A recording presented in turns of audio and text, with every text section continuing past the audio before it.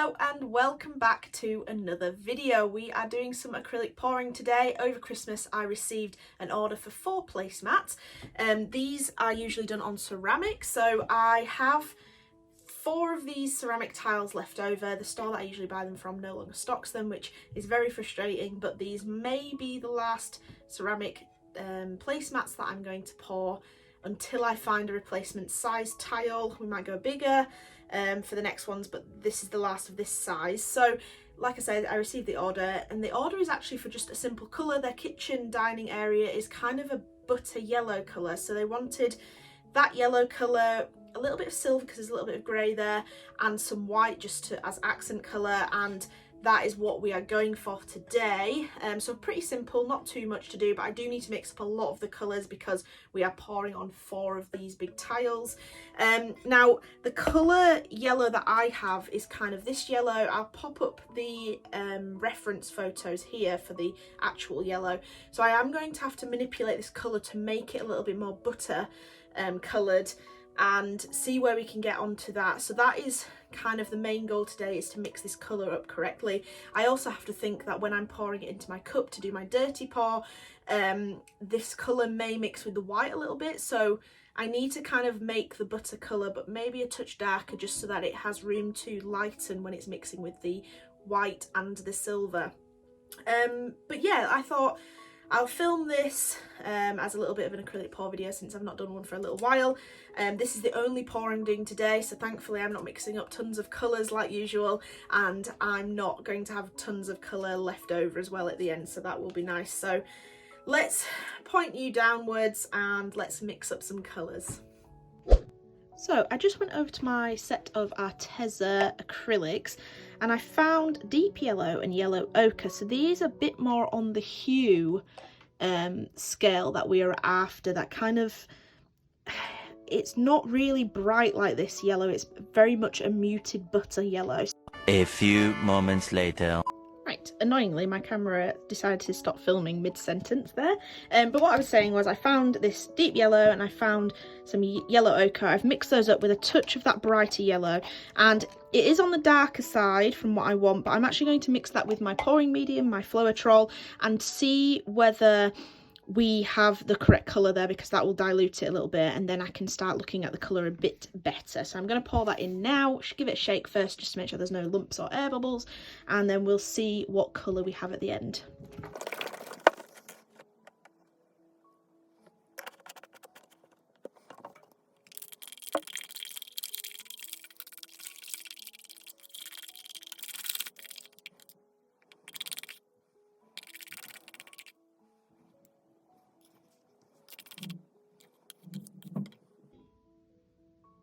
Okay, so we have our colour here. I actually ended up mixing a little bit more off camera because I was playing around with the colour a bit more, and I realised that it was too bright a yellow. It needed some more of a peachy tone in there. So I actually added in this scarlet red, which as you look at it, looks so red compared to this yellow, but adding a little dab of that at a time, I slowly got round to this more buttery colour. So if I bring up my iPad and you can see the colour, now as you can see, it looks a bit red on that side, it looks a bit whiter on this side. I have a few other reference photos which kind of look more like this butter colour. So I've gone with this. I added a bit of white just to lighten it up, but once this mixes with the white in the pot, hopefully we will achieve that whiter colour and get that there. So I've mixed that up, and then off camera I went ahead and I mixed up some silver and a lot of white. So this is the colour tone we are looking for. I'm going to do a little test pour just to see whether that colour mixes. So I'm going to go and grab a tile, and we're going to do a little test pour on a tile and see what that looks like, and if I'm happy with that yellow or whether we need to just tone it down a little bit more. Alright, so we have a little small tile here. We have a little pot, and we will work with this. This is the ratios I'm kind of wanting in the bigger cups. I want a base of white, a little bit of this yellow in there, a bit silver, and then repeat that, but I'm going to start dropping from some height to kind of mix those colours together a bit more.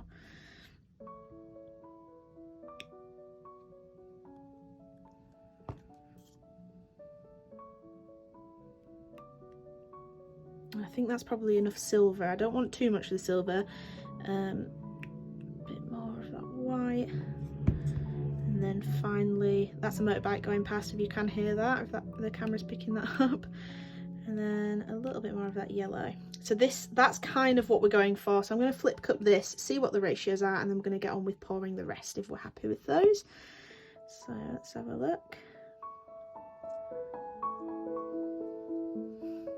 Okay, so we're quite heavy on the white, which is fine. We can manipulate that to kind of run it off. We could probably go more silver. The silver's not really showing up in there.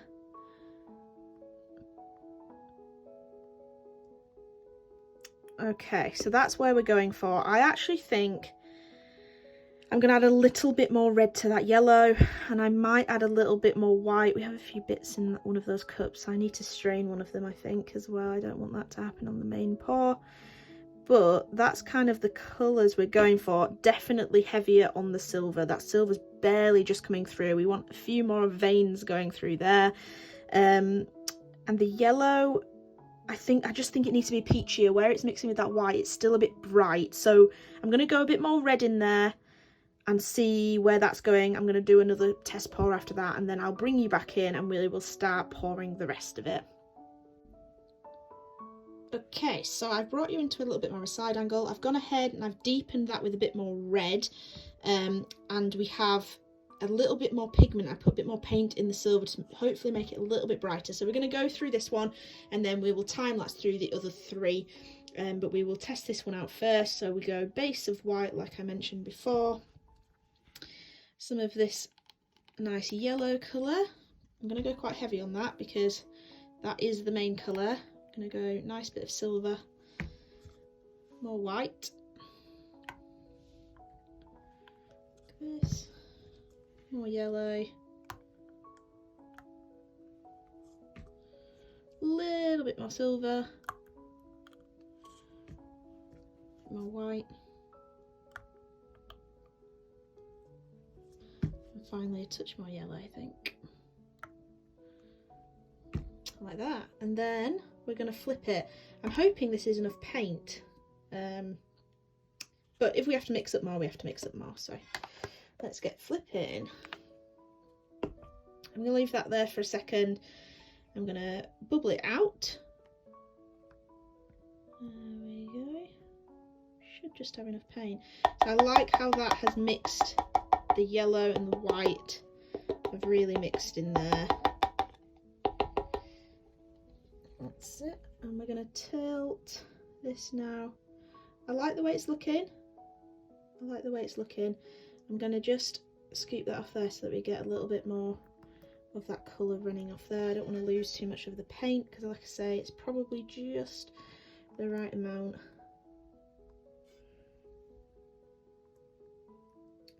It's hard for me to film me tilting it because obviously I really need to tilt it off the edges, but you're looking at it from just one angle. But I think that's where we're at. Now I'm going to go and get my torch and we're going to torch this just to see if we can bring any more of that yellow out. Again, that silver is lost a little bit, but I'm hoping when it dries, there's a sheen going on here. You won't be able to see it because my ring light, but there is a sheen going on there, so I'm hoping when it dries it kind of pulls that silver out a little bit more. So I'm going to go get my torch and we'll give it a torch.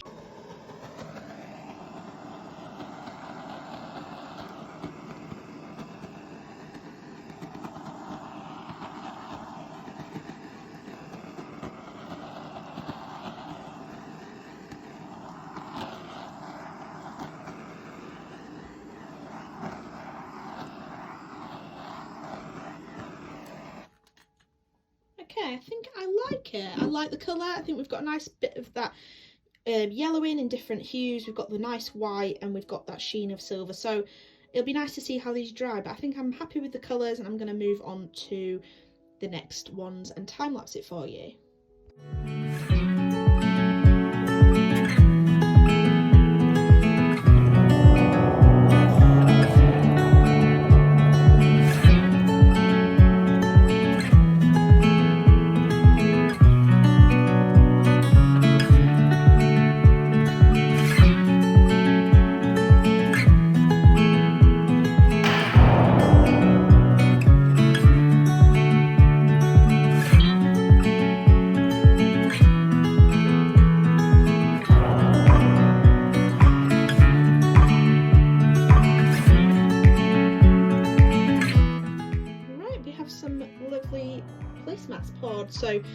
I'm quite happy with the colours at the end. I almost didn't have enough paint to stretch. I was actually tipping up my cups like this just to try and get the last of the paint to drip in. So luckily I just had enough paint at the end there. I also didn't put any silicone oil into my paint mix because I wanted to just see how the Fluorotrol reacted by itself. And I mean, I've not achieved really a lot of cells, but I have achieved some of them, and some of them have celled a little bit. And actually, because it was just simple colours, I think it's quite nice to just have more overlaying colours where you can see the different colours in between in layers rather than just the cells coming through. So I think the colours look really good. We will obviously only be able to see whether we've achieved what we want when they are dry, so I will come back when they are dry and we will assess them, probably in a moment for you, but in a few days for me. So we will have a look at them then and see how well we did to match those colours. Right, they have all dried and I actually am really pleased with the colour, and considering there's no silicone oil in there, I think they've really nicely celled, and you've got that really big range of colour. You wouldn't think that was just one yellow in there, would you, with that very, very nice range there.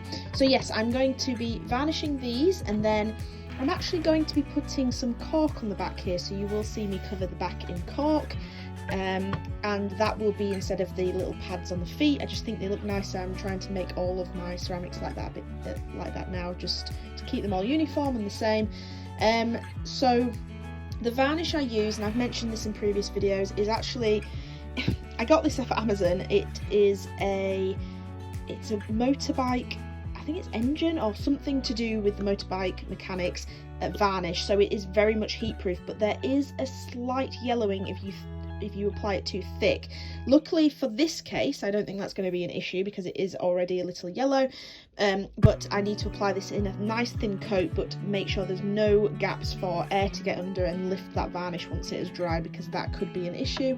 I'm also thinking I'm going to apply it with one of these mohair rollers, which are meant for varnishing, applying varnish, and it applies it nice and neat. The only problem I have with these is in the past when I've used them, I have kind of gotten a few of the little mohair hairs in it, so I'm going to do one of them, see how that turns out. If it's not good, I'm going to actually take all that varnish off it before it dries and apply it with just a brush, but these should be fine, and hopefully I'll get a nice even coat on those. So I thought I would show you me varnishing in time lapse, just because it's quite a boring, tedious process, and then once they're dry I'll show you me putting the cork on and then show you the finished result. But that will probably be in another week after me filming this segment, because I need to let this varnish cure, otherwise you do get dints from anything that rests on top of it, which is obviously not a good thing. So I shall get on with varnishing now and show you what it looks like later.